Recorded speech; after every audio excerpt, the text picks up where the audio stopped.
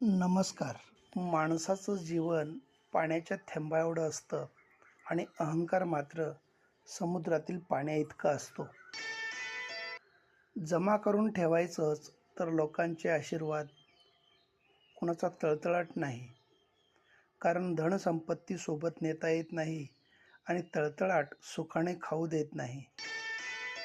जीवनात दोनच वाक्य लक्षात ठेवायची.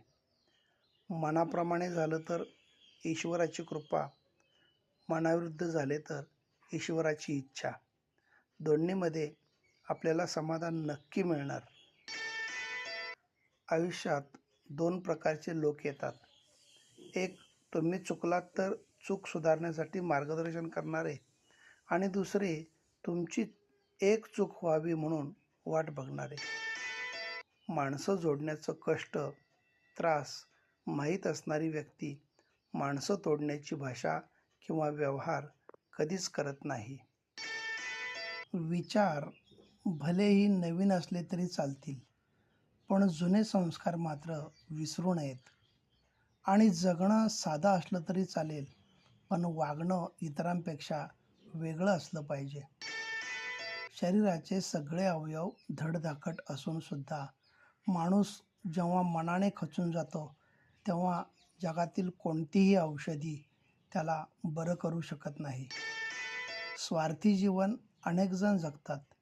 आपण स्वार्थी बनण्याऐवजी जीवनात कधी संधी मिळाली तर कोणाचा तरी सारथी बनावं.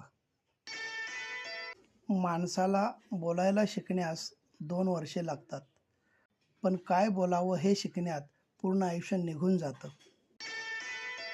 माणूस जेव्हा जास्त बोलण्याऐवजी समोरच्याचं ऐकून घ्यायला शिकतो, तेव्हा त्याच्याकडं चांगली समज येते. वेळेचे बंधन आणि सातत्य जपणारी माणसं जीवनाच्या प्रवासात प्रगतीच्या शिखरावर सर्वात आधी पोहोचतात. Nature is inherently beautiful due to its freshness, openness and the sky. Diverse array of multiple colours, sounds and textures it provides. धन्यवाद.